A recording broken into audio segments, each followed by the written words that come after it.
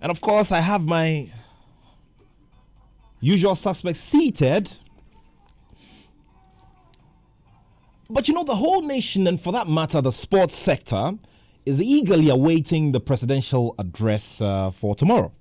Now, the expectation is that sporting activity in general will resume. Now, should that happen, it will go ahead to mean that the Ghana Premier League can be played, and the Women's League can be played, and for that matter, all other sporting disciplines that have competitive platforms can go ahead. Of course, for now, the Youth Employment Agency has taken up the responsibility of giving a token amount of 500 Ghana cedis every month to a specific number of athletes across board.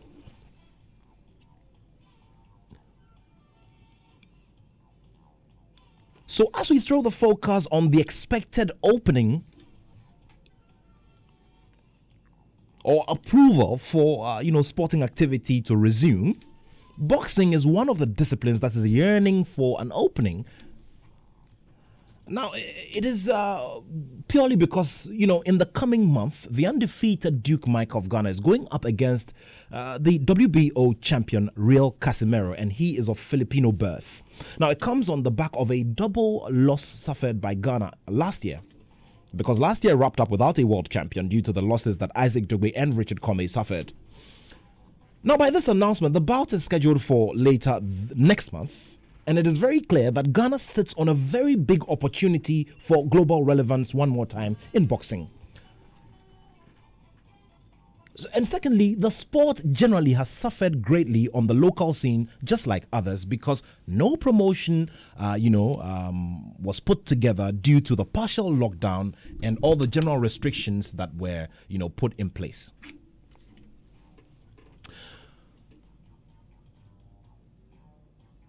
So the big question we're asking today is, how will the sport in general deal with what is, expected to be announced tomorrow? Another big question is, how will the sport internationally deal with the possible breaks in competition and the protests, especially in the U.S., for the shooting of Jake Blake, with examples shown by the NBA, the MLS, the WNBA, and others? Will boxing be affected as well? Here with me in the studio will be some industry giants whom I'll be introducing to you very soon. But for now, it's time to talk Formula One. We can't go without having that big dose right here on the Joy Sports Link. And I'd like to say a very big welcome to all of our friends who are joining us on My Joy Online TV.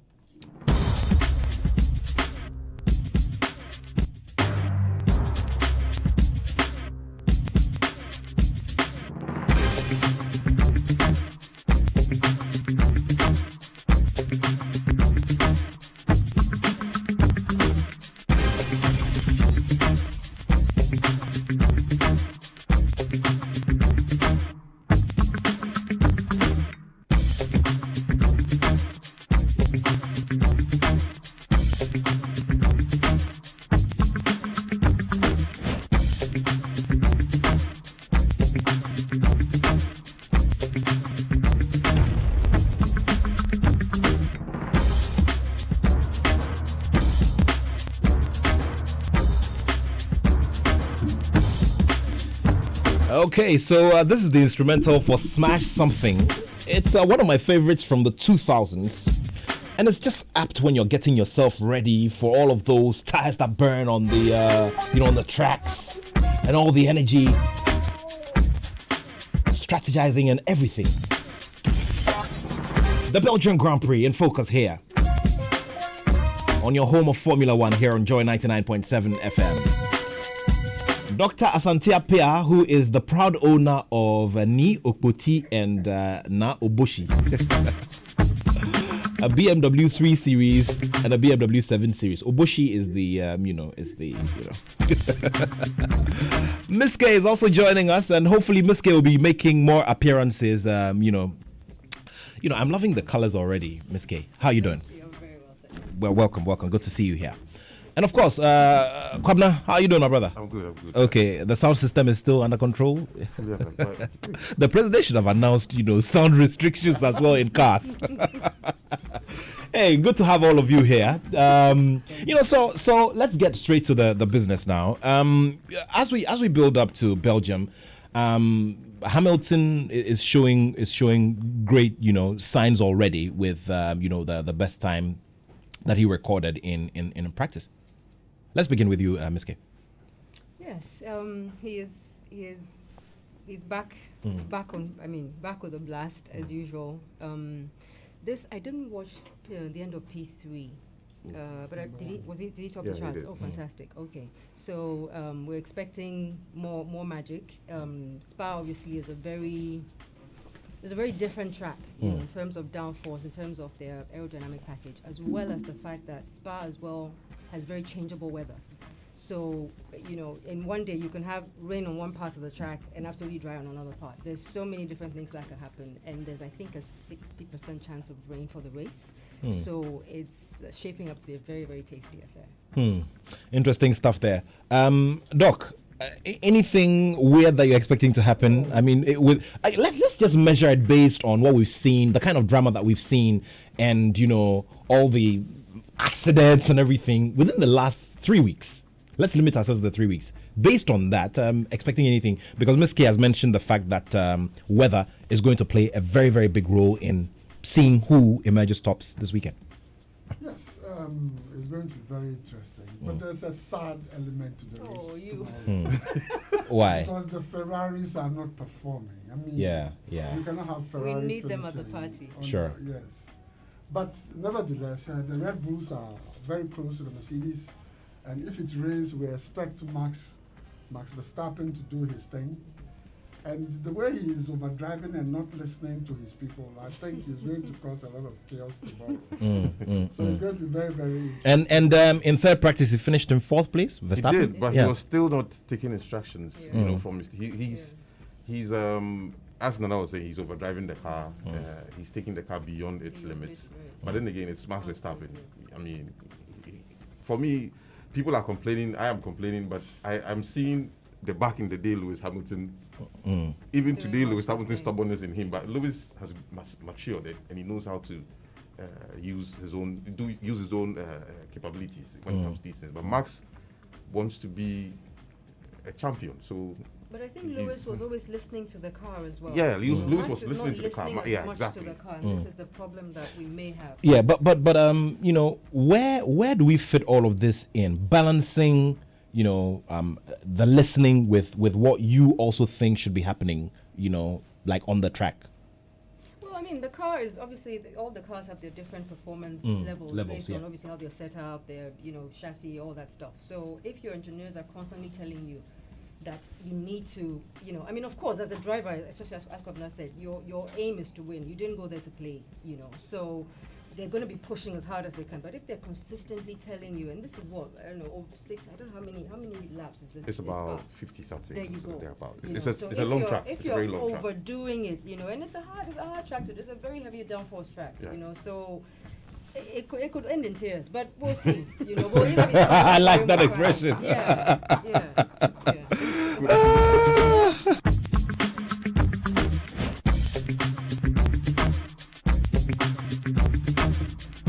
Okay, you can just send your quick messages as we look ahead to tomorrow. Remember, we're also going to give you a fine floor plan of how it's going to happen tomorrow for the viewing party as well. The favorite part of all of it. Kwabna, let us in. So we're going to Starbucks Nestor Square and Labadi Beach Hotel for tomorrow. And as usual, Labadi is giving us a very beautiful package for all our fans coming to Labadi. It's about 20% discount on food and beverages. And then at Starbucks, we have a special F1 package plus 15% discount. Also at Starbucks. So let's get this right. We're having simultaneous race. Okay. COVID, social distancing and COVID era and all that. So fans can select between Starbucks or Labadi Beach Hotel. Very well. That's their point of viewing. Very well. And then we have another it's back to back this weekend. In fact, three weeks back to back. You know, so on the third one, we're actually going on the 13th. That's when we're having the second driving event. And if you realize, F1 has actually updated their calendar. Yeah, I was going to come to that. The addition of some you know. Yes. So that's actually going races. Right down to the end of the season. Okay. Which, as usual, is going to be ending at Abu Dhabi. Bahrain is having 2, and guess what? We are going back to Turkey. Wow. We're going back to Turkey. We're also going back to Portugal as well. So it's quite a packed calendar from now till the last race, which is on the 13th of December. You know. So the Turkish Grand Prix, the Portuguese Grand Prix, Bahrain is having 2 races. Yeah. Interesting stuff awaiting fans all over the world. Yeah. It's the same track, but we'll configure it twice. So it will look different for the second race. Wow. You know, on the same track, but we'll have an outer race and then an inner race, which will be very interesting to watch. You know, so it's quite interesting. So F1 season is done. They're doing 17 races, and it's going to be very tight. If Lewis wants to win the championship, this is the time he actually needs to start.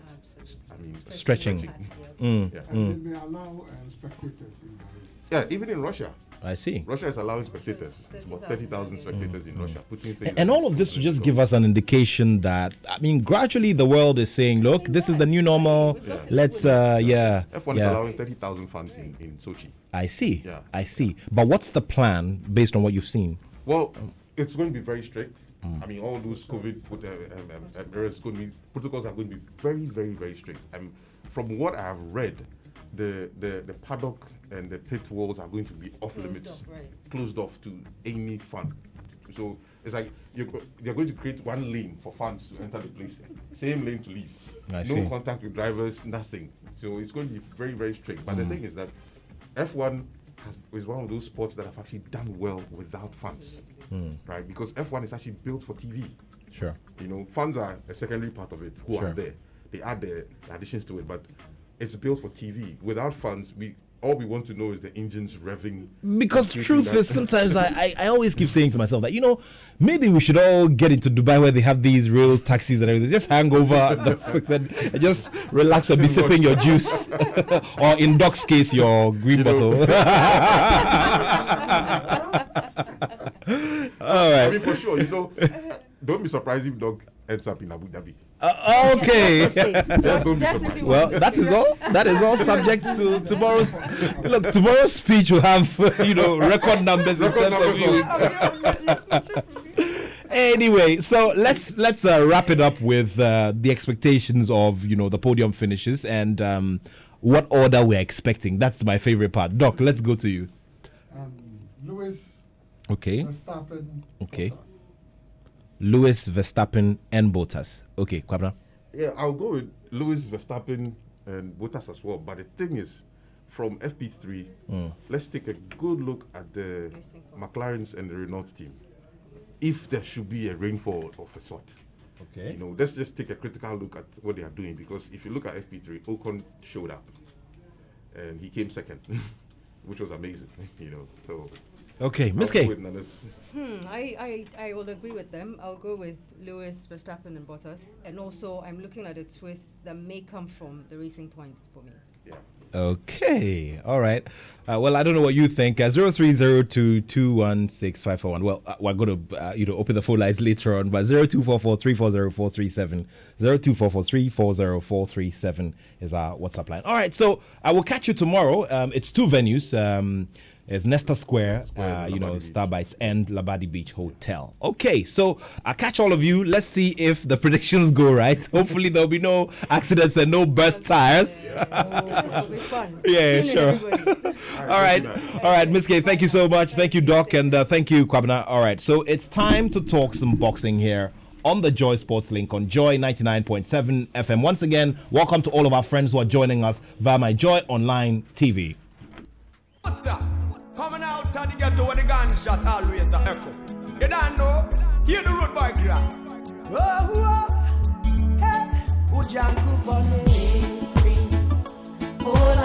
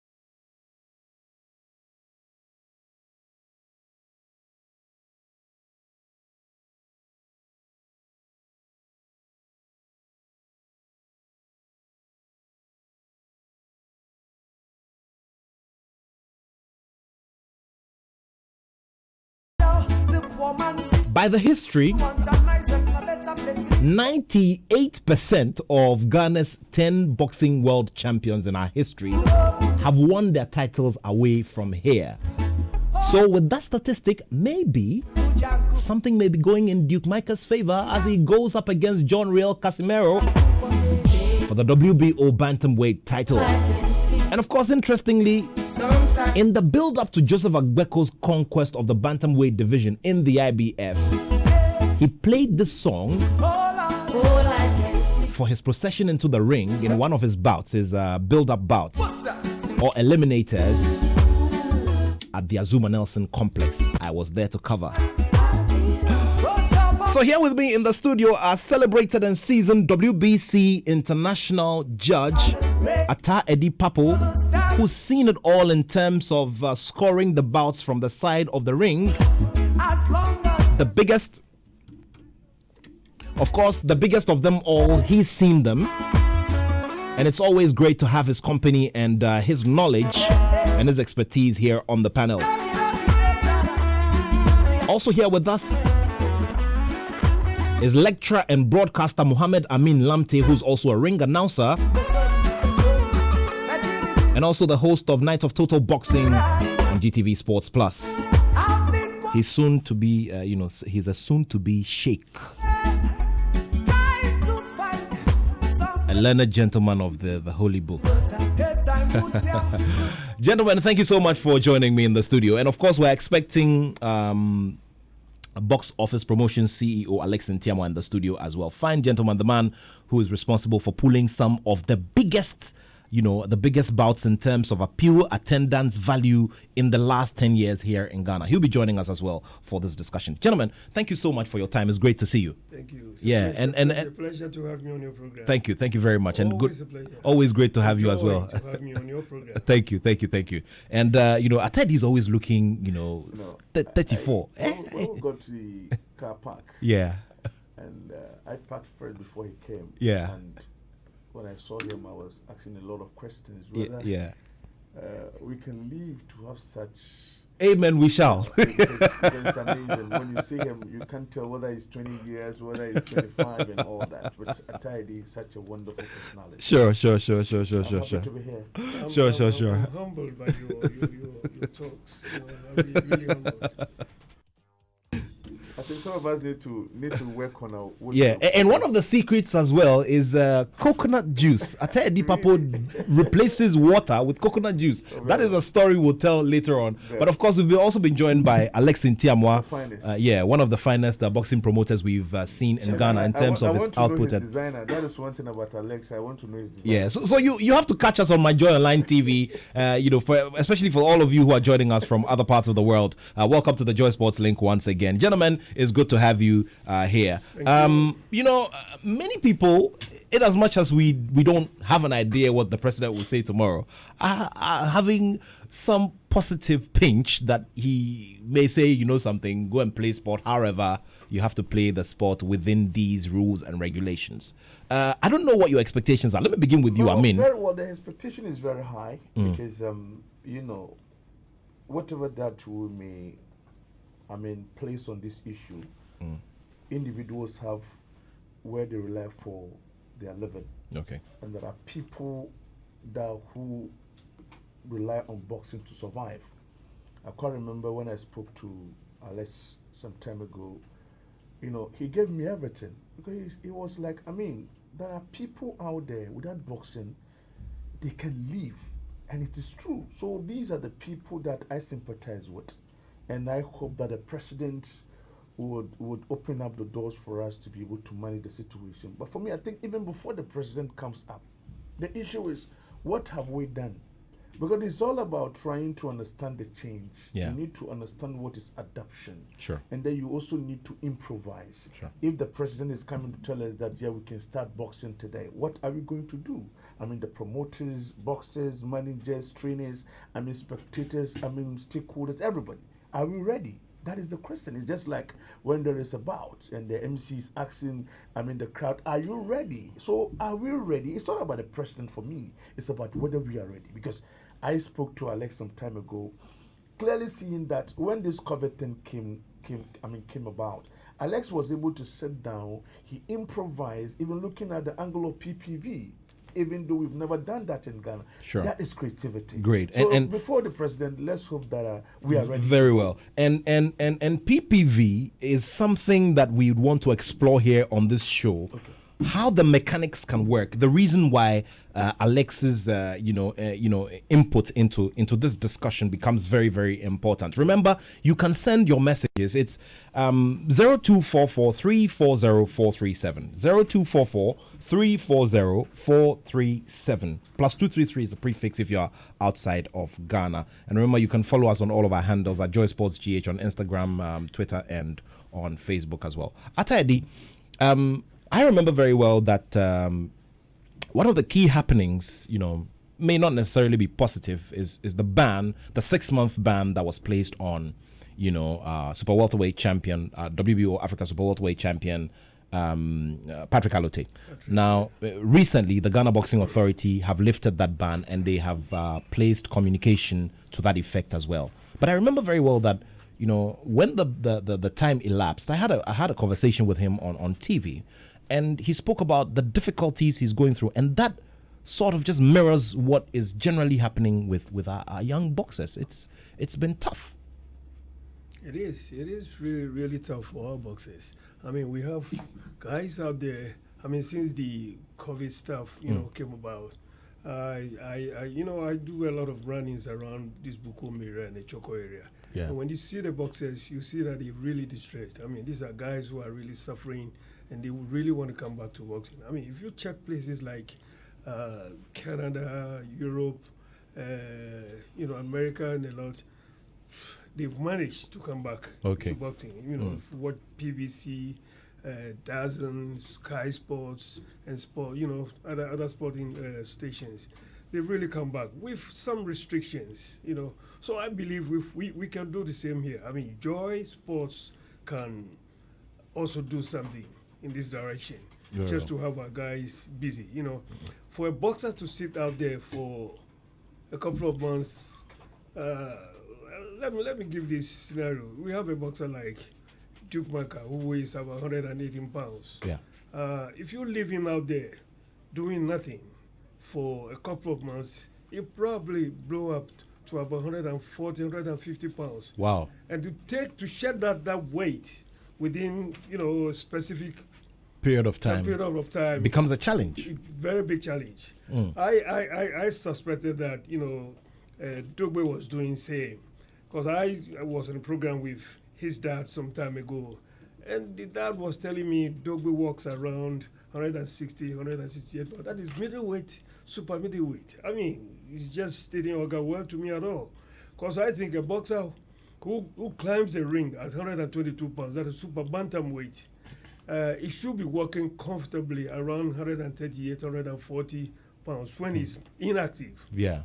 So it doesn't become a problem trying to shed weight going to a fight. I mean, every boxer is given a time frame to come into a fight. Championship fights, normally, boxers are given between 7 to 8 weeks. Non-title fights and non-championship fights, you could be called in a time or two as a substitute or whatever, just like Azuma was called in some time ago in the U.S. to do a fight with Salvador Sanchez. That's right. So as a boxer, your business is in the ring. So I believe any boxer at all should probably be within a certain fighting range weight class.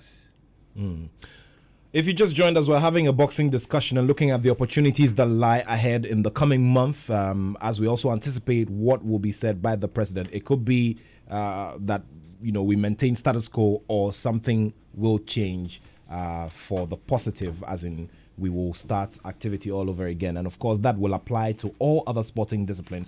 Of course, remember that the Ghana FA is going to Congress, the Ordinary Congress, which is the major general meeting that wraps up the calendar season and or ushers in a new season. And that will be happening at the Ghana Man Soccer Center of Excellence on September 1. And of course, the expectation as well is that the Court of Arbitration for Sport will make a final determination on the matter between Mr. Wilfred Osei-Kweku, also known as Palmer, and the Ghana FA. A lot is expected during the week, and of course the sports sector is eagerly awaiting these directives and what will be said so that we can move on as well. Alex, good to have you once again. I'm sure you've been listening, and we've been having a lot of conversations in the background.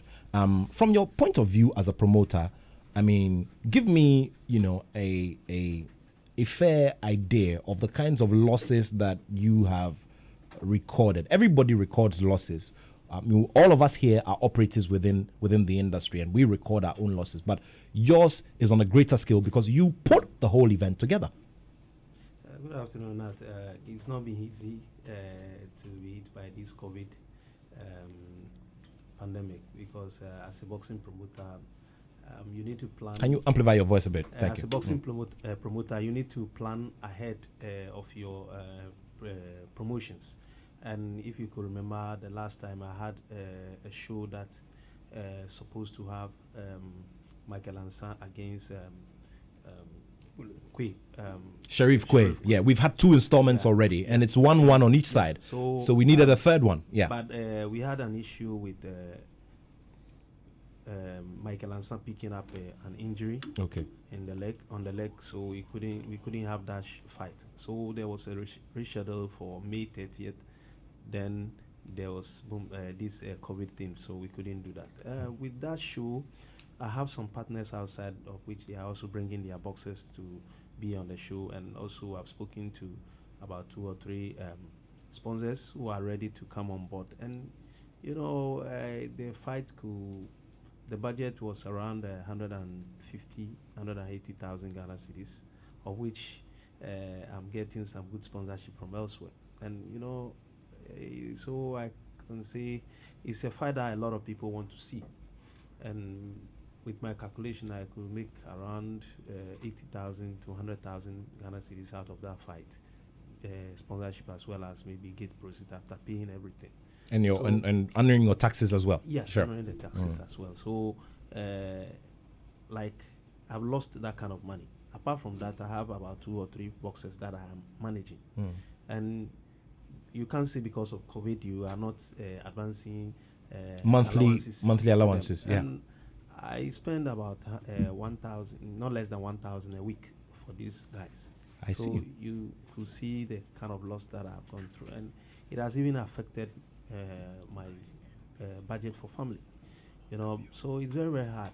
In as much as I've lost that kind of money, I'm not sitting down to say because of COVID I'll do nothing.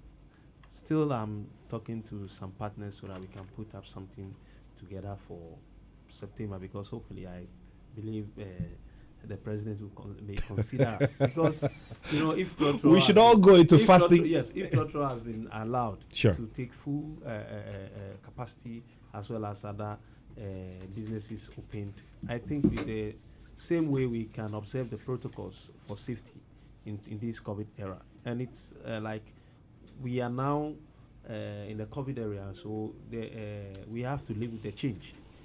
We have seen Dugbe fought in the U.S. We have seen a lot of boxers also fighting around the world. So why can't we do the same?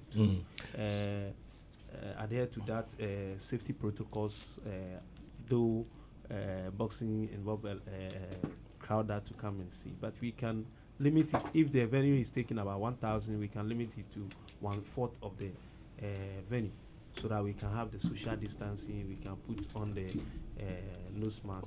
We can do the hand sanitizing and washing and all that stuff.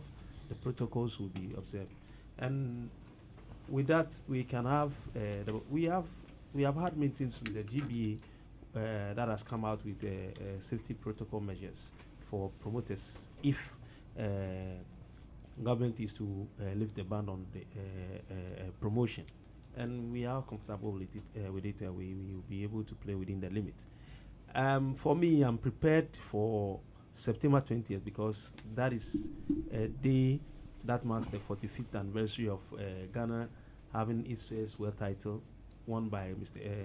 DK Poison, and we need to honor this man. I want to use that opportunity, that day, to honor the man. Though there will be a fight, but it's going to be a DK Poison honorary fight night.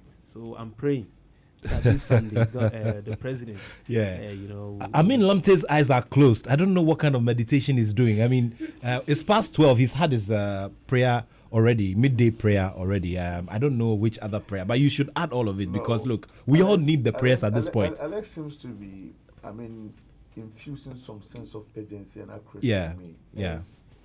I close my eyes just to help him in prayer because we are all looking up to the president, and I know the president himself understands the realities on the ground.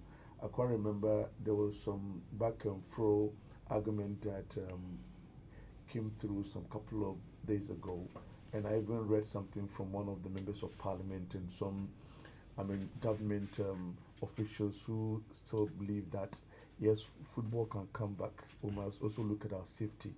I think that what Alex said is enough to get everybody working. One thing that I said earlier that I want to repeat is that Alex seems to be ready. So these boxers who are also waiting, they must also continue to train. Alex says that he's a promoter, he's a manager, he is ready. So all stakeholders must understand that all of us must go on our knees and pray that the president will lift this band. But if he says that yes, boxing can come back, the question again, are we ready? Are the fans ready? Okay, are the boxers ready? Are the officials ready? Is GBA ready? So this is what we need to okay, so you've asked that question twice, and I was coming to that. Now, Alex has answered it in part that, of course, we know about the meeting, that the crunch meeting that was held by the Ghana Boxing Authority some weeks ago. Some measures have been put in place to, to look at both scenarios. Okay, so in the instance where it is given, it's opened up, okay, President says you can go ahead, however, we must observe social distancing to the letter and all of that. Now, the Bukom Boxing Arena takes just about 5,000 fans. Okay? So are the promoters, and I'm placing this to you, Alex. And mind you, Alex in Tiamoa may be very reserved and all of that, but he is the man who pulled off the first installment of Bukom Bankum versus Ayiti Powers, that blockbuster that was started from that argument that started from this studio and which blew up to become, a very big national spectacle. And it was a good thing. I mean, it was a good international boxing spectacle, and that was the biggest sporting spectacle ahead of Ghana's participation in the World Cup in 2014. So that's the man who speaks. He does a lot, and sometimes we need to celebrate some of the things that we all do. Alex, have you guys prepared yourselves? Because we know that you, the promoters, are still at that phase where sponsors are still, sponsors do not necessarily take the whole financial burden off you, when that is supposed to be the case. You are still in that space where you still record losses at the end of fight nights and all of that. Not just before Alex comes in. Let me help him by saying I believe the president himself was a boxer. Sure. And I'm sure he's taking a very critical look at what's happening now. Sure. I think he will be able to do something just to make sure we have our sport back on track. I mean, secondly, going back to I might digress a bit, going back to honoring or celebrating our heroes. He just mentioned, I think he hit the nail right on the head. Having a program, tentatively for on the 20th of September, I think it's a wonderful idea. We tend not to honor our heroes at all in this country, and I've been to places closest to us is South Africa. When I went there a few times, they have days that chosen days that they tend to celebrate their heroes, and it's fantastic when you see such things. These guys like DK Poison must be invited with his family, his wife, his kids, whoever on stage, and then we have celebrities out here coming to spend time with him, and this is covered. So I think we need to do that. So Alex, go back to where Sure, Alex. like Nat said, most times that we promote here in Ghana, it's very, very hard to come by with sponsorship, and so most of the time promoters have to spend has to go deep down into their pockets, spend on fights. You could see a lot of big fights that, the way you see it from from afar, it's not as it's happened, because when it comes to financial aspect of it, promoters try to do the magic in a way to make it happen. With this COVID time, we spend a lot of money in our boxes, and like Attoh Papo said, if you allow a boxer to stay with that, being inactive for some time, the way that is going to gain, it will be very, very difficult for him to share that with when there is an opportunity outside. So I've come together with one or two managers that we should see the way forward so that we can get these guys active, either by way of spending extra on them to be able to promote them, so at the end of the day they can be active, because some of them are on they are being rated, and so they cannot sit down for a long time to come out of the ratings, because other places boxers are fighting. So we need to get them active, and so I've come together with one or two, about 2-3 managers, as well as co-promoters, to come together so that we can share costs and be able to get these guys active. If you keep a boxer who has learned nothing but the skill of boxing for a long time and is going angry, it's very, very, very dangerous, because some of them from the street, excuse me to say, boxing is the only thing that has changed their life. So if you leave them with that kind of skill, a fighting skill, and they are angry, just imagine what could happen. So that is the reason why we need to do something, the reason why we pray that the president... Some might easily tend to crime. Yeah. Wow. Some of them, they are even into these things before even we lobby them to come into sure. So because we could see they are very strong. Yeah, and I remember that touching story that Emmanuel Tego shared with me. It's on our network, and you can get that interview on my Joy Online TV. Very, very touching story about how boxing rescued him from the streets and from armed robbery. Okay, now to the mechanics of how we can get this done, because if we are to observe strict social distancing, then your crowd of 5,000 or a little past 5,000 at the Bukum Arena will be cut down to 2,000 or maybe 2,500. So are we ready to be cushioned? Are we cushioned enough for that kind of occurrence?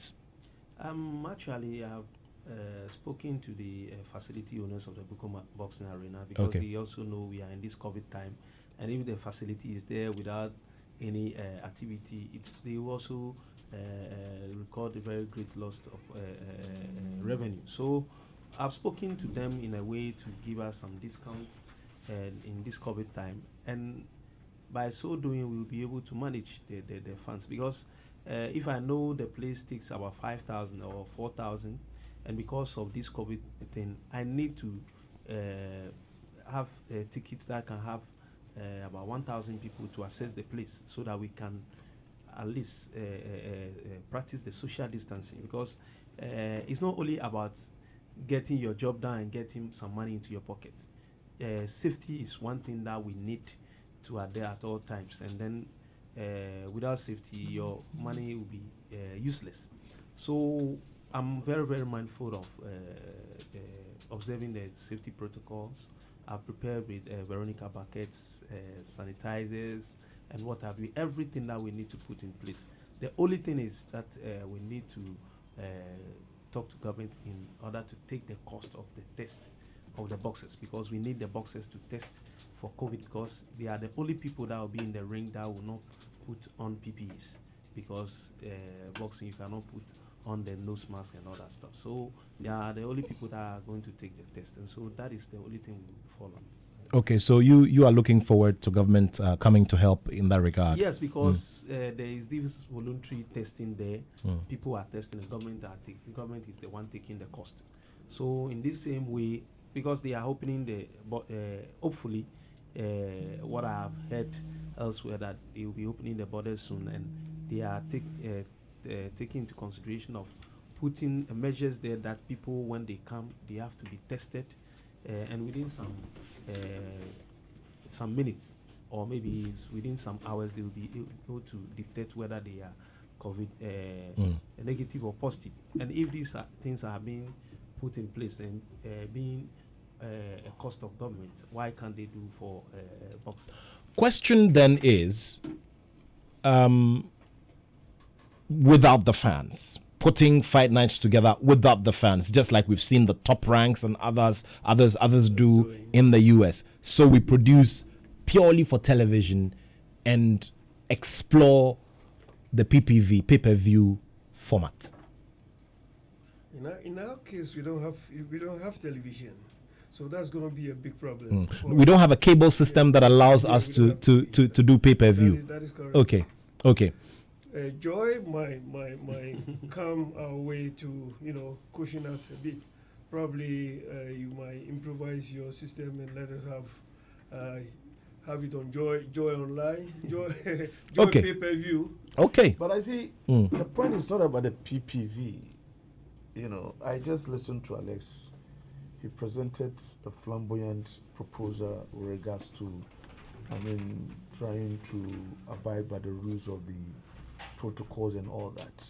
But you've listened to him saying that when it comes to the testing, he's looking forward to see the government come in to assist.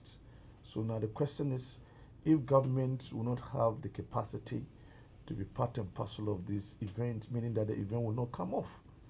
So I would have wished that Alex would have to try as much as practicable to see to it that this thing is captured in his proposal. Okay, he must have a way out. Boxing is one sport that will never attract sponsors. Alex will tell you they have to go out there and look for sponsors. Not only Alex. Okay, you see, if you look at people like Bob Arum and then the Donkins and all that, they have packaged boxing in a way that sponsors chase them to come on board. So that is why they have the PPV. They have marketed it. But in our case here, even football in Ghana, you have to chase the sponsors. Okay, even globally, you only have golf, you have baseball. Sometimes you have athletics, you have basketball. And these are sports that are already, well branded. They are attractive and they can attract sponsors to come on board. But in our case, no sponsors. So this issue about government picking up the medical aspect to check people before the event will come on, I'm pleading that if you could quickly rope in the Ministry of Youth and Sports, okay, as a partner, so that they will take that responsibility once there is a general medical exercise going on. So we will say that, okay, we are doing ABCD. As Attoh indicated, the DK poison factor is one of the key elements that you can utilize in your proposal. So we need the support, because without a medical checkup, the fight cannot come. Because we cannot have fight without a medical checkup. Because I keep on saying that boxing is one sport that I know that when it comes to medical checkup, boxing is number one. Boxers are tested on the weigh-in day. On the fight night, they will be tested. Even after the fight, they will be tested again. So already, boxing is already there when it comes to medical checkups. We see, but in this case, I think that if we're going to rely on the government for this medical checkup before the fight, then it's going to affect us. Let's improvise. Let's have something there in case of any eventuality. We know there are some medical, companies that you can link up with that can also help you with the PP or whatever they call it. Yeah, they can help out with some of their officers. In case of the PPEs, that we are prepared for that. Okay, but what I'm saying is the testing of the COVID. Okay. Government has made it free for people who want to. Is it for the fans? Is it for the fans? No, for the boxers who are going to fight because of the contact. Because of the contact. Oh, but I don't think that is a big deal. How many boxers are? If, for instance, if you're going to have 5 fights for the night, that is 10 boxers. Yeah. Officials, you may have about 6 of them. Maybe some 1 or 2. I don't think it's a big deal. For the test, I don't think because. We will go to Sheikh will sign a check for us for the testing. I read the proposal that is it the BB of C, that is the British exactly. What they did was that they brought out their proposal when it even came to the test. You're talking about the British Boxing Board of Control. Exactly. What they did was that even their proposal was that all those who will be active in the ring and even outside the ring in the arena will be tested, and then they'll be isolated for 48 hours. Are you there with me? Yeah. So boxers, promoters, ring officials, even for them, they even decided there is no ring announcer. Okay, so Nat or myself will never be in the ring. Okay, so I wish to in this case we so 48 hours before the fight. But I mean. On a light note and on a very serious note, I want everybody to listen to this one. You see, I mean, look, in boxing, the other thing that we also should know and be very aware of is that the rules and regulations differ. Even in the U.S., the rules and regulations differ from state to state. So, for instance, Amin Lamte, the boxer, can be, dismissed, or his license can be revoked in California, and he can fight in Las Vegas. Okay. So if they don't want ring announcers, let them stay there. We here in Ghana would announce our fight. I agree with you. Of which we have the ring announcers there. Yeah. So don't worry, we'll work. Even if we have to wear 3 layers of PPEs, we'll wear. Before that stage, the tests are only the boxers, because they are the people that will be contact, being on the nose mask and all that. They have to be in contact. Okay. So the referees, the judges, and all that stuff, they don't do the testing, but they have to, on the fight night weighing, they have to check their temperatures and everything to see if there should be any symptoms or that something. But Nat, you know what is ringing in my ears now? Tell me. I think that the government, GBA, and stakeholders, we have to use this 20th September, okay, as a stepping stone to get boxing back. I think there is nothing more we can say. Great. Not really. Everybody must come on board. Let's come and support Alex. I mean, the media outlets, stakeholders. Some sponsors can even come up. Let us give it a try with this 20th September. Because we are celebrating an individual who was the first person to have given us the world title. And then across board. Across any sport. Giving us global silverware across any sport. He was just fantastic when he won that fight. So I think that this is something that all of us can utilize. 03. Okay. I've been preparing for a long time, and if you to be you'll be amazed to know that I've written to the WBC through Bobby Allen, who was chairman of their rating committee, one-time chairman of rating committee, through him. And I've been able to secure a new world title belt to be presented to DK Poison on the day. Wonderful. And we have the head of DK Poison on the belt, as well as our president, His Excellency Nana Akufo-Addo's head, also on the. That's great. So it's a way that if we can get himself or a representative from government to present to him on that night, so that even the man who some time to come be very, very happy that at a point in time he was recognized by this government or the president. This thing you are saying is exclusive. I think we have to move. And the belt is in already for a long time. It's with the Ghana Boxing Authority. Has Nas seen it? I've seen it in spirit. He is a special PR consultant for you, so you need to see it. I believe I tell you couple. No, I'm surprised. I'm amazed. I'm really amazed with this. Even with this thing that you are giving out, for me, I think it's enough you get closer to the minister, because we have one of the best ministers. I've communicated so far. I think that I must admit, the CMA will be very excited. I've communicated it to. Have you shown it to him? No, they have communicated it to. No, you have to arrange a special meeting with Minister Isiama. Maybe within the week. No, meet him one-on-one. Sell the idea to him. You put it on paper. You can meet him, interface with him one-on-one, and then let him see it. I think this is a good idea. I don't know the name of. Even the president himself was very excited. I've communicated it to Dr. Usu-Ansah. He told me he'll get back to me, but. My brother, go to the minister direct. It's not about Usu-Ansah. Go to the minister direct. I'll do that. The bureaucracy in our system is not the best. I'll do that. Just go to the minister yourself quickly, and then let's see how these things will I'll do that. You are still here on the Joy Sports Link on Joy 99.7 FM. My name is Nathaniel Attoh, and we're having a boxing discussion here. We'll activate the phone line in about 10 minutes so that you can join us. But we've been throwing the focus on how boxing can recover in the case if the president, in the case that the president, gives a sign off that sporting activity can resume within specific rules and regulations with COVID safety protocols in mind.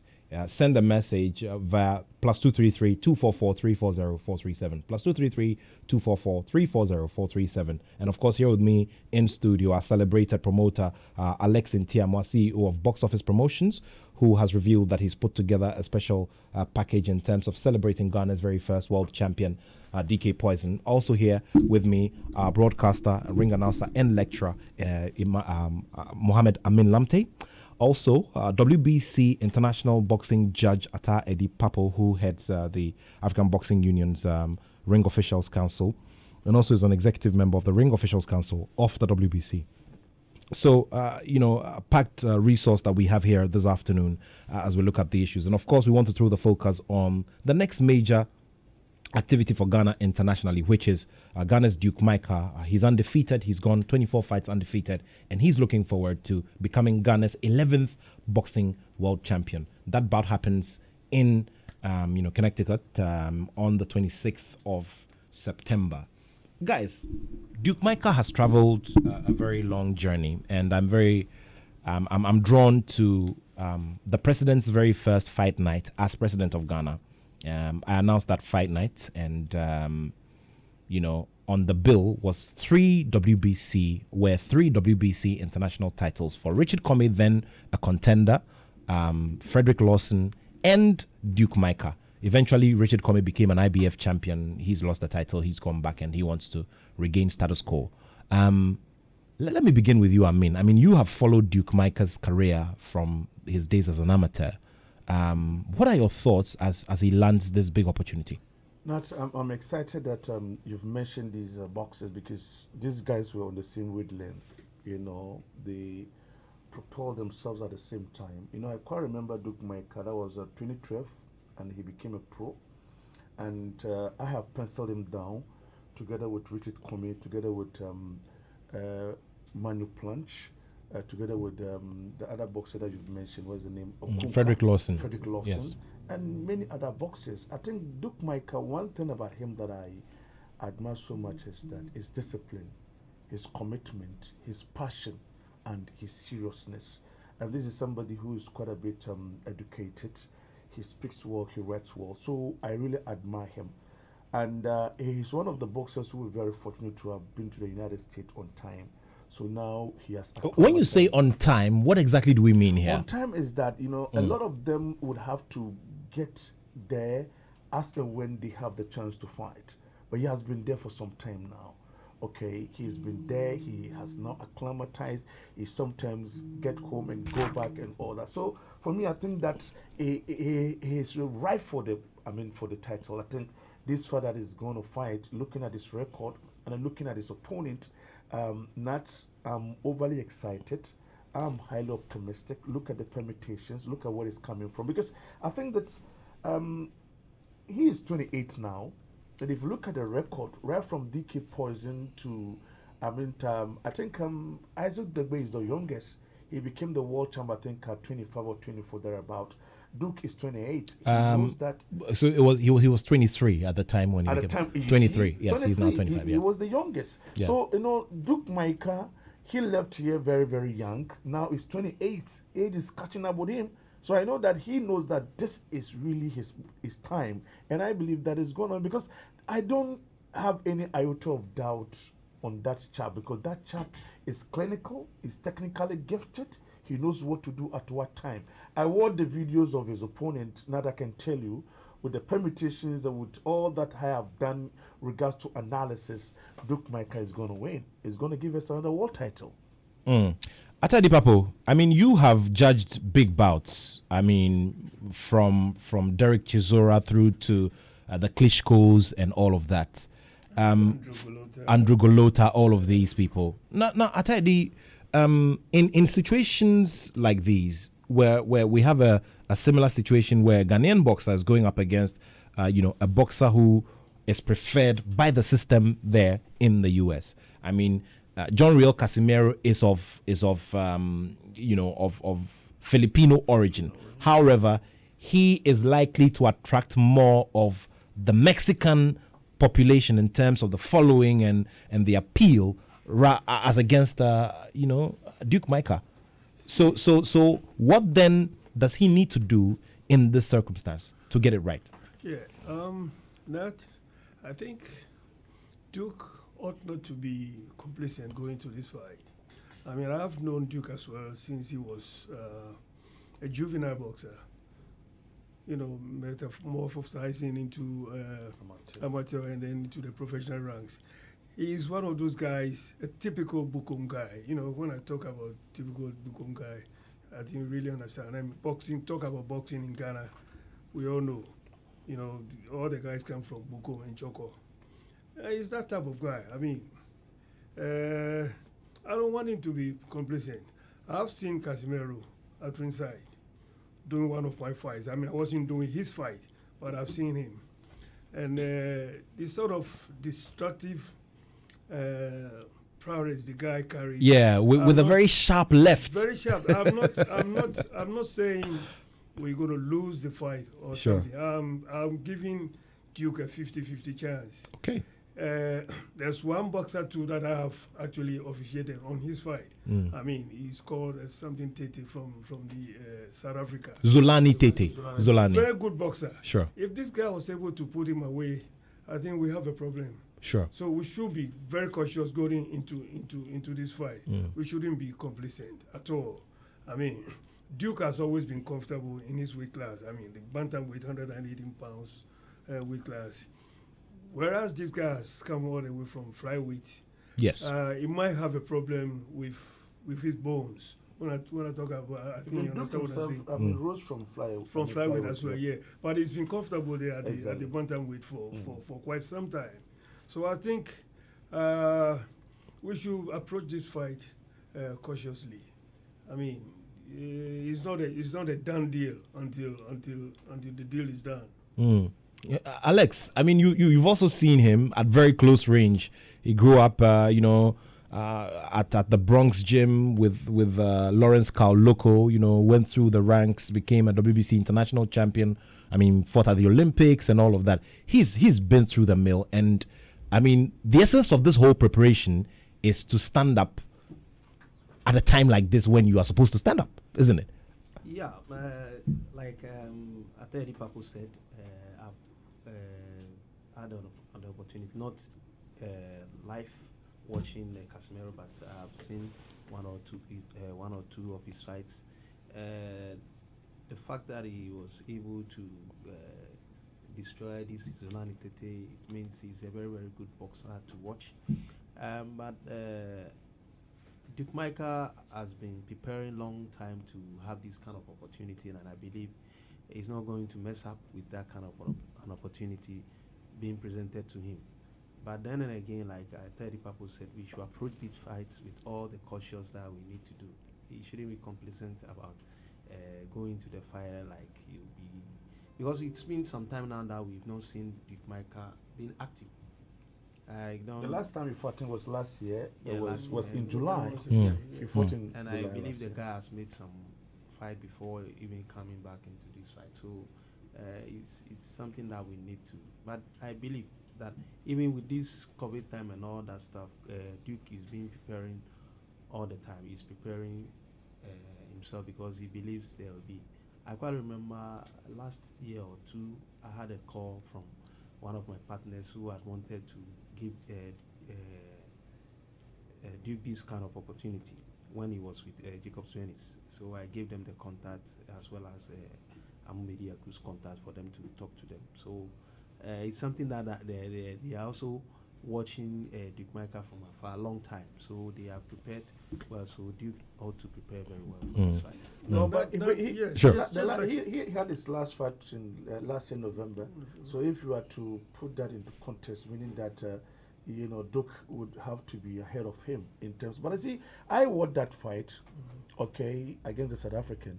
The South African was the favorite, but you know, boxing sometimes permutation can change when you have a strategy. Different boxers exactly. So you know, if you look at the fight critically, the South African had a bad day, and I'm excited that he was able to, neutralize him by trying to adapt a new strategy. That is the plan B. But you see, if you look at his fight and you sit down and analyze Duke Micah Nats, this is a guy who is angry for success.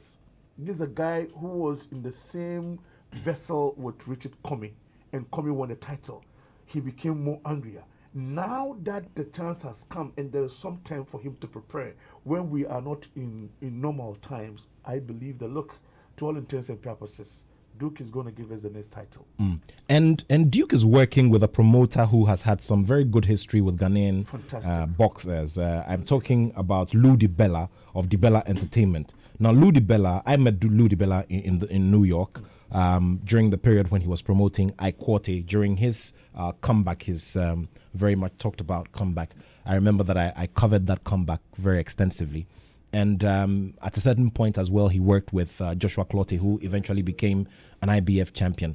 Atadi, tell us about for those who are not familiar with boxing and its operational structure, the advantages that boxers get when they associate with brands like Lou DiBella Entertainment. That is a very interesting question, and I think boxers will always have to rely on their managers and their promoters. If you don't have a very good promoter, you will never get anywhere. You could be as strong as Charles Atlas. You could be as strong as whoever you think you are. But if you don't have good promoters, good managers, you will never get exactly where you want to be. I remember when Azwan started, it was with Mr. Samuel Captain and others. Sure. Until he got to Don King's camp, he couldn't have gotten where he was. The same problem happened with Ikwate. I was with Mr. Yofi Boham together with Alfred, and then I shifted camp to the Ringcraft Promotions. Now, Ringcraft handled Ikwate for some time. They got to a time that they thought, look, we must look elsewhere. So they went to Akaris brothers in France. I was with them in their camp. In fact, I was in Ice Corner when he won the title. I was one of in 1994, June 4th, 1994. I was one of the 4 cornermen. Wow. When he won the title. So boxing is not just walking in and thinking you're going to make it outright. You need people behind you and a lot of power behind you to get exactly where you are. If you look back, times gone, in the 50s, 60s, when we had the Floyd Robertson and a lot, it was the Honorable Amatefio and Gavin, who were behind Floyd, Joe Tetes and a lot. Stronger people got involved in boxing, and that is how come those guys became, whom they were. Looking back at guys like the Roy and Christ and a lot, they never had those kind of opportunities. But when you talk about guys like Joe Tete, Ike Kwati Senior, and a lot of efforts came from powerful people. Wonderful. Yeah, that I can say. So, like I'm saying, styles make fight. I'm not comfortable with Duke Micah training outside. Normally, our boxers excel so much when they train out here. A week or two for them to, enter into a fight, they go outside and, face their opponents. So when we release our boxers to go outside and stay there for a longer period, you check their records, you find out they don't perform that good. But I don't I see. I'm telling you, they don't. I personally don't think, that is Atedi's perspective, but I agree with him in total. But again, to give my own, impression about this issue is that, for me, Richard Comey was another boxer who went and stayed there for some time. He acclimatized and then he got to understand the terrain, and we saw how he won the title. Even the title that he lost, Nat, you and I would have to look at the fight again and realize that he had a bad day. He had a bad day, sure. and himself actually, shot himself in the foot, because when he went down, he should have stayed to be counted. That would have assisted, because I engaged him, and he admitted that he made a mistake. Duke Mike, as I'm saying, is always on social media sometimes. You go to his page, you can see this guy is very. Even I know, even before this fight came through, this guy was not sitting down. He was working, very active. So I believe that he's staying there for some time. I believe it's going to help him. Not all boxers, though. There are some boxers when they stay there for some time, maybe probably that's going to affect them, but not on Duke Micah. That is because I've been following this young chap, and I know the guy is. I think he came home. He just left about 2 or 3 months before the COVID thing came. Yes, he came home. He came and trained home before he left, and then before this COVID thing came about. Very well. Well, just join us with your messages. Remember, it's +233 244 340 437 0244 340 437 here on the Joy Sports Link. And of course, we'll activate the phone line in a minute or two. It's 0302 216541, 0302 216541, 0302 216541. Let's get talking. You join us with your thoughts as well as we have this boxing discussion here on the Joy Sports Link with the expectations of the coming month of September and what it could bring for Ghana in terms of international achievements.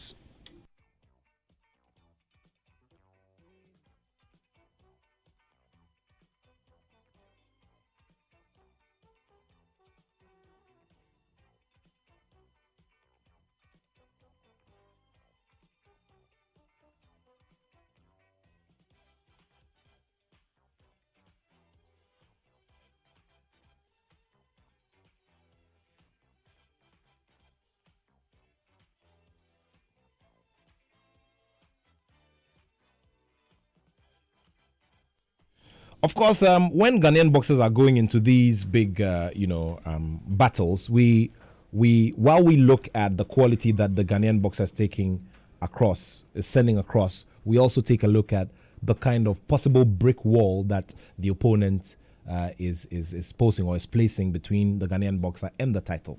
So, Casimero, I mean, I've seen a couple of his fights, and just like Atayedi put it, this is a Filipino boxer who's, also been through the mill and has this very, very, very stealthy left hook that he uses to unsettle his opponents, and it cuts across. And with specific reference to the Zulani Tete fight, I mean, it was just, it was something else, and so that left becomes a very big problem.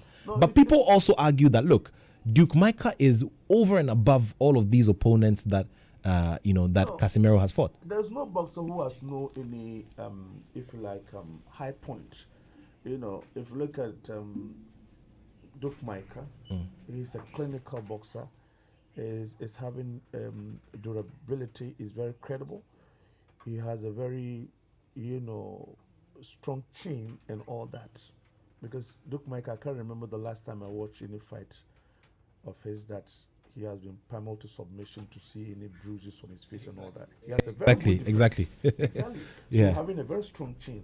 So if Casimiro is having a very sharp left or whatever, that is another issue. That is one of his strong points that I know Duke Micah and his team would see it and know how to neutralize him on the day.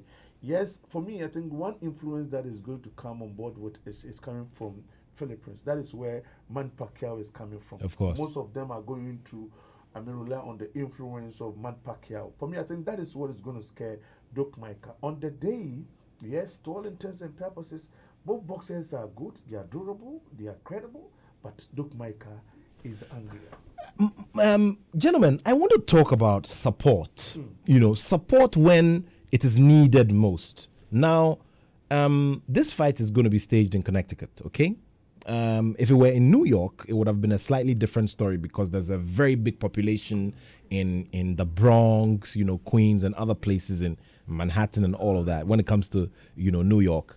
I always talk about support because on certain nights, it it has been absent, almost absent. I mean, on the night when Joshua Clottey fought Manny Pacquiao, for instance, Joshua needed physical support, and I do not think that it was there in the kind of measure that he required. So in such cases, what can be done by the system, and when I say by the system, by his team and everybody else, to ensure that he has that minimum, so that psychologically he feels loved and he feels that the nation is behind him, and the few people who can be there are also there. I think I have doubts about that. I mean, if you are an accomplished boxer, you don't need support. I don't think so. You don't need support? No, I don't. Not at all. So. No, I don't think so. Okay. Look, if you have that damaging instinct in you, and I believe, just like Alaji said, Duke is that stubborn type. He's not that type who will be intimidated by a Filipino or whatever. I've known Duke for a very, very long time. I think anybody put in front of, like he rightly said, he's never been put down like some boxers are knocked down and stuff, So I think he's there to prove us something. My problem is the guy we have out there in the name of Casimero. Is an awkward boxer. Okay. Please hold that thought. And the fact that Casimero is also a southpaw was a point I was coming to. That makes it very, very difficult, especially for boxers with the orthodox stance. Join this conversation. The phone line is active now. 0302-216-541. 0302-216-541. Once again, 0302-216-541. Atadi, you are talking about the awkwardness of the opponent and the champion. Yeah. Yeah. I'm saying I haven't seen Duke Micah fall. I've never seen Duke Micah intimidated in my life. For all his fights, I mean, fights that I've been present at ringside, is the type that you can't really intimidate. I mean, he's the type who comes in to do exactly what he's expected to do. So, in a nutshell, I don't believe Duke is going to fall just like that. He's going to be. If at all he's going to lose, he's not going to lose that badly. Okay. But I think I give the fight a 50-50 chance. Okay, 50-50. We'll see how it goes. Let me take the thoughts of our first caller. He may think it's 60-40 or 80-20, but we don't know who gets the specific percentages. Let's get on the phone line now. Let me speak to our first caller. Hello, good afternoon. Hello, good afternoon. Yeah, good afternoon. How are you? I'm great. Welcome to the Joy Sports Link. Thank you very much. My name is Alhaji Muru, calling from Tema Community Market, Babali. Please go ahead. I'm very, very enjoying the program. But what I see about Ghanaian boxers, I don't know whether our big men have noticed that in that stamina level. But I watch Joshua Clottey and I think Antonio Margarito also. He just fought only 4 rounds. From 1 to 3 and 4, that's all. The remaining, you see the way Antonio Margarito was throwing the punches. You only hear him saying, yeah. Alaj, and this was because Joshua had a broken knuckle after the 4th round. The reason why you saw him fight the way he did. Okay, I'm not giving any excuses, but this is a fact. Now, Joshua Clottey versus Antonio Margarito, he broke a knuckle during that fight, and he also showed it to his corner. It was visible that he was hurt. That was one of the bad things that he did. I mean, if he had, concealed it and gone ahead, he probably could have maintained his dominance over Margarito. Just for the note. Yeah, you have done well. Thank you very much. Now, I want our big men to work on their stamina level. Thank you very much. Okay, boxers, work on your stamina level. This is coming from Alhaji Moro, our first caller. Okay, there's another caller. Hello, good afternoon. Good afternoon. Thank you for joining us on the Joy Sports Link. Mr. Titanos from the Republic of Ashaiman. Oh, Mr. Titanos, please go ahead. You guys over there. You're doing a great job. Thank you. But talking about Margarito and our Ghanaian guy, the one whose name you just mentioned.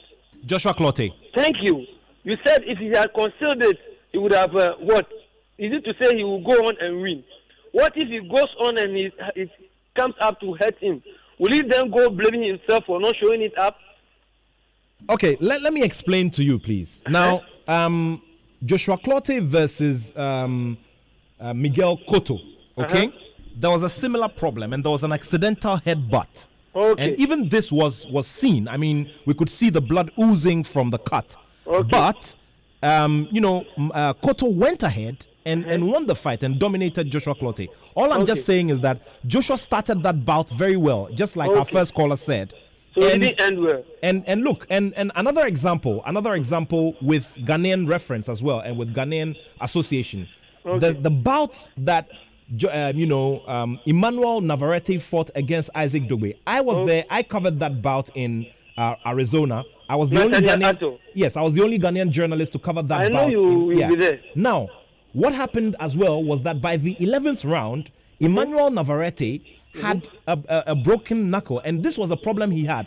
As a matter of fact, he was even going to chicken out of the bout because of that injury. But then he used it, and see the way he dominated our boxer. So these things sometimes happen, and it's just an example of sacrifice.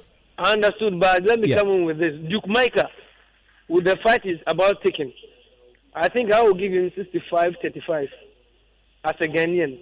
But my problem that I will put across for all of you to hear now, at this moment of our time, with all the legends and the so-called connoisseurs of the game inside Ghana right now, I haven't seen any effort from anybody, whether professionally or homely or whatever word you use, trying to help boxing. But when somebody is out about fighting, that's why they come out with English, the Queen's language, to let the world know what they can be. So everybody, including myself and you, Nathaniel Attoh, over there, let us come out with something so that this pugilum system, boxing in Ghana, will come back to it. Because in the world, this is what we were noted for before football came. DK President did it, Azuma Nasa did it, Aikwote did it. Nana Konedu, Nana Konedu, what's the name of Marvelous Nana Konedu. Thank you. He did it. So why can't we do it? The honor lies on us, you and I, and the rest of the world who are listening to us now. And lastly, let us celebrate our heroes so that the children of today will also say, when I become a boxer, people will take me on and respect me. Because Azuma Nasa is a Hall of Famer in America. But what do you see in Ghana here? Nobody treats him well. Look at Kanesi Sports Complex. It's what has been named after him, and he has rejected it. Yeah, but the construction is ongoing. Yes, construction is ongoing, and we're waiting for it to be completed. You said so, and I take your word. I know what you can do, and myself again, I'll hit it again. You, myself, and the rest of everybody inside Ghana, the connoisseurs of the game, they should wake up and let's do something, or else we better put up, or all of us we should shut up. Titanos, Republic of Ashama. Bye-bye. Thank you very much. Thank you very much. And, Titanos, this is one of the ways by which we help the cause. Big conversations like these are one of the ways of helping the cause, because if it's there, it's dormant, and nobody's talking about it, then it means we're dead and flat. Once we talk about it, the likes of you then see that something is being done about it. Everybody else who's supposed to play a role does play a role. 0302-216-541. Another caller. Hello, good afternoon. Hello, good afternoon. Can you please lower the volume on your radio set? Yeah, please lower the volume on your radio set. We're getting some feedback. All right. Sorry. If you can call back. Hello. Good afternoon. Hello. Hello, good afternoon. Yeah, good afternoon. Thank you for joining us on the Joy Sports Link. Thank you too also for receiving me. Please go ahead. I want to ask this. Do we have any qualified professional as a boxer who has been taking our boxers, both the up and coming and then the amateur and the professional, a particular person who has been taking these boxers through any physical training? Because are you talking about trained certified coaches, or you're talking about retired boxers who are helping by focusing on conditioning? Which is which? No, most of the time those who have been given these professional jobs to train boxers are most of the time the veterans. Yes, that's true. That is very true. The experienced one, because you cannot be in the boxing while training your colleague boxers. Sure. So these are the people who have been given the chances, to be training. So I want to know if we have one particular professional, a very tall and knowledgeable boxer who have, who is, deep into the boxing, who take our boxers into a strong physical training, because these are some of the areas our boxers like. You watch, they go first round, second round, third round, and now they begin to fumble. You see their legs shaking when they even going around the boxing arena. You realize that they lack some of those, boxing credibility. So we need to have people who can take our people, because look at Dogwe. That last boxing, the fight that he lost to, what is the name? Navarrete. Yeah, he went to the appeal and then he lost again. It's due to all these things, because this is a great fighter. But you could realize that it got to a stage where he was not even throwing one even punch. That could have signified that he was really into the fight, which Ghanaians' expectation that he was going to win that fight. So, we need to realize that we have to re-inject some of these energetic areas where we can have people that can deal with these boxers, not unless the person is a trainer to a particular boxer before. So we need to do this. Thank you. I love your program. You've been doing so well. Thank you. God bless you, and God bless God Ghana. bless you too. And we go to Michael, who will be our last but one caller. Hello, Michael. Good afternoon. Hello, Michael. Hello, Michael. Good afternoon. Hello. Hello, Michael. Good afternoon. I can hear you loud and clear. Hello. Hello, Michael. Can you hear me? Okay. Unfortunately, we lost Michael there. So, people are very concerned about conditioning. And in terms of information on who is doing what, if you're talking about former world champions who are there, Nana Yakunedu is a classic example, and he normally focuses more on the professional ranks. Now, in terms of coaches, certified coaches, of course, Coach Ofori Asare is Ghana's most decorated coach. He's a star coach, and he's certified by IBA, which is the world governing body for the juvenile rank of boxing. And of course, in terms of rating, I think in the West African sub-region, we do not have anybody who's close to him. He's an instructor as well. So we also there. Yeah. So we have the people here. However, I think he's talking more about those who focus on physical training. But it's a thing with camp to camp. Every camp knows what to employ. In Isaac Dugbe's case, for instance, they have a physical trainer from the U.S. Who was employed for the last 3 bouts or so. So every camp makes its own unique arrangements. All right. So gentlemen, we're wrapping up this conversation gradually. Yeah, but yeah. Let me just make a quick point about the last caller, what he just mentioned. You see, the issue sometimes is not about conditioning. It's not about the trainer, or it's not about the manager. It's about the individual boxer. That is number one. Number two, you're talking about a strategy that you would adopt for a specific fight. And I've mentioned this about Isaac Dugbe, and I believe that Isaac Dugbe against Navarrete 1 and 2, he lost it because of lack of, certain strategic element. Because you cannot go into a fight with just one strategy, that I'm going to stop the person, I'm going to end the fight prematurely. You need to make sure that you get into the fight, the first 2-3 rounds, you assess your opponent and be able to know that, look, I need to take him through the distance. Winning through the distance, winning by knockout or technical knockout is the same. So the problem with Isaac Dugbe, Navarrete 1 and 2 is lack of proper strategy. And the final one before Atadi comes in is that you're talking about conditioning.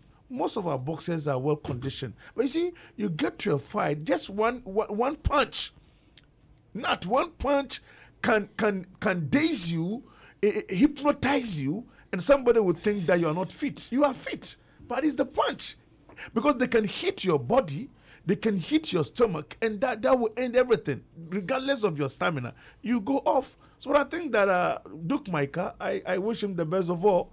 All of us are going to count down, and once again, Nat, I'm saying that Alex has a huge package.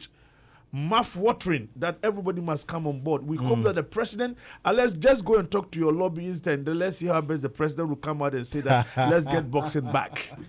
Is it I mean letting out too much information here today? I'm just going to inject something into what we say now. I mean, what I'm going to say is trainers do make a lot of difference when it comes to boxing. I mean, you all saw what Okoro did with Ikwoti. I was privileged to see Roy Ankra, working on Floyd Robertson and stuff. I saw Atukwe Kloti. Sure. The legendary Atukwe Kloti. DK Poison, work on Azuma Nelson, work on Ikwoti, and then the Cobra. Atukwe Kloti himself per se wasn't a world champion. He wasn't a very good boxer. But he made a world champion as a trainer. Can make it, So these are people we need in the corners to exactly give the right instructions to the boxers. Just like Alaji said, Comey went down, right? And he never had a shout from his corner that stay there. Normally, somebody like Azuma Nelson or whoever happens to be in your corner will tell you, come on, he give you instruction to stay there until the count of 7 or 8 before you get out. At that time, you might have cleared your head, and then when you can always come back strongly. Certain boxers go down, and when they get up, they are like wounded, lions. They come back stronger than before. If you understand what I'm saying. Sure. So my point is, we have trainers out there. We have people who are helping the corners out there. Nanaya Konedu, for instance, was discovered by Floyd Robertson, and he became one of the best boxers we've ever had in Ghana. Nanaya Konedu, I can always have won 2 different. two different, with bodies, WB and WBC. Sure. So, anyway. So Atedi, thank you so much. And Alex, I know we're looking forward to something positive in the next 24 hours so that we can move. Yeah, sure. I believe so. I believe the president will consider boxing. Don't forget we have a Game Boy. Sure. He has a fight within the next an eliminator. Yeah, of course. And we think he's going to make it well. He's going to make it grand for us. Sure. And of course, in wrapping all of this up, would like to once again say condolences to the family of former world champion Alfred Cobra Cote. He was expected to be buried in the U.S. this weekend, but the burial has been rescheduled. A new date will be communicated. We lost John Comey. Yes, we lost an amateur boxer, John Comey. Member of the national team. And our condolences go to the family of John Comey, the amateur boxer who passed on, last weekend. Unfortunate circumstance. Yes, during the week, he was a member of the Ghana amateur boxing team. And talk about our departed friends. Once again, we'd also like to pay condolences to the family, the widow, children, and family of the late Rex Anthony Annan, the director of the Accra Film School, whose 1-week celebration mass was held at the Accra Ridge Church today. And before we go, happy birthday to you, Holali of Stanchart, the head office. Happy blessed birthday to you. Today is your birthday. Have a wonderful weekend. And thanks to the Hope Joy Sports team for production. Thanks to Ata Eddie Papo. Thanks to Mr. Alex Ntiamwa. And thanks to the soon-to-be Sheikh Mohammed Amin Lamte. My name is Nathaniel Attoh, and I have love for sport.